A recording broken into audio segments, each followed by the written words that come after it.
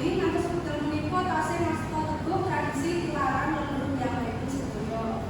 Senadyan kata-kata tiyang Jawi agamanipun Islam boten ngebahi kapitadosan piyambakipun sedaya kaliyan tradisi-tradisi Jawi Kuno, menapa malih tradisi saderengipun inggih menika tradisi Hindu Buddha.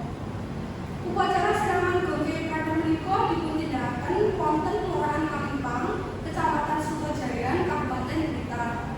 Tradisi budaya menika sampun dipuntindakaken boten namung masyarakat Blitar kemawon, ananging ugi masyarakat utawi wargi saking Jawi. Upacara siraman Gongke Ekada menika sampun ditutupan lan didukung dening masyarakat Blitar lan sawetawasipun. Mila masyarakat ingkang nderek upacara kasebat saya ningkap wonten saben wasanipun. Inggih ingkang asalipun saking Blitar utawi Jawi.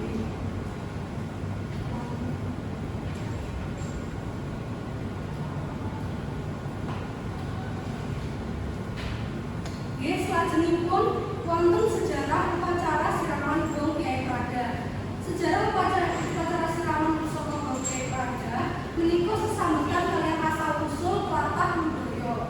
Dipunaturaken kados menika amargi sedaya wiwitan saking perjalanan setunggaling tiyang pangeran ingkang asmanipun Pangeran Prabu saking Kartosurya kasebat dados legenda anggenipun dusun-dusun lan situs-situs wonten tlatah budaya ingkang nate dipunriyosi sadangu panjenenganipun.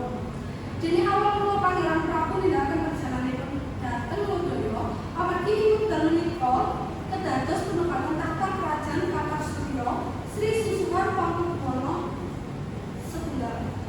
Dene Pangeran Prabu namung sederek selir saking prawanipun.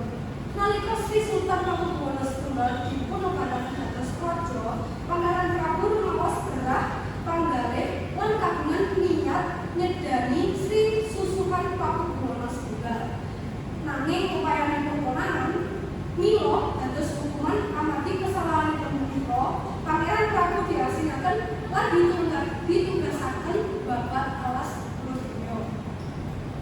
Amargi Pangeran Prabu maos kagungan lepat kangge ngapus kesalahanipun panjenenganipun tindak dhateng tlatah Lodaya lan wonten daping dening garwanipun ingkang asmanipun Ibu Wandansari lan abdinipun Ki Sarmat Taniman kaliyan asta piyandel utawi pusaka rupining gende utawi lebeting pengembaranipun wonten Wonolodaya, pusakane Bande Kyai Bicak lan abdi setyanipun Ki Sanget Tarimanan wonten titipaken dhateng Nyi Randa Poto Suto. Lan panjenenganipun kagungan pitutur supados gende kasebat tansah dipunsuciaken kaliyan cara dipunsiram kaping kalih lebet sawasa. Sapaninggal Pangeran Prabu nika siraman pusaka Gongke Ekada tasih dipuntindakaken dening masyarakat. Bab menika dipuntindakaken kangge ngiringi jasa Pangeran Prabu lan nglestarenake tradisi ingkang wonten ing masyarakat Kabupaten Blitar.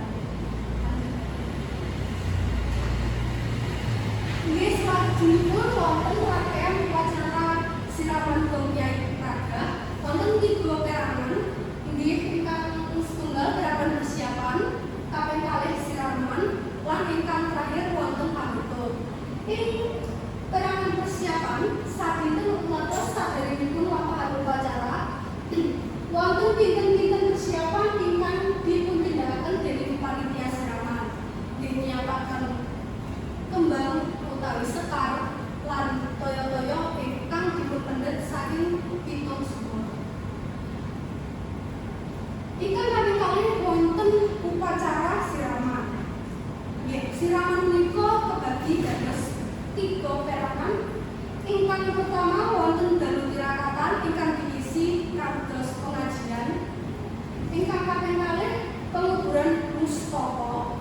Lan ingkang kaping ketiga wonten prosesi siraman ginakaken supaya ingkang sampun disiapaken lan sekar dipunpundi. Inggih salajengipun wonten perangan panutupan inggih menika penyempurnaan acara siraman wiwit saking awal ngantos akhir ing Kabupaten Blitar.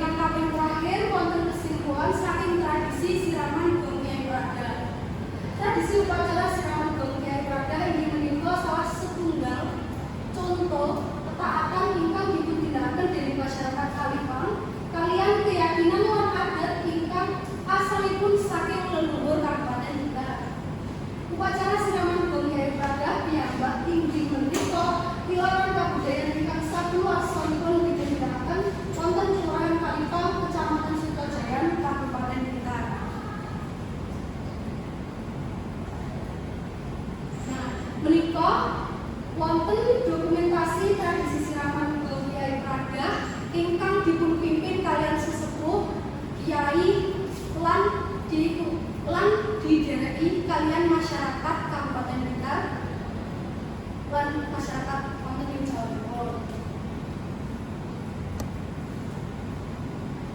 Nggih, sampun menika saking kula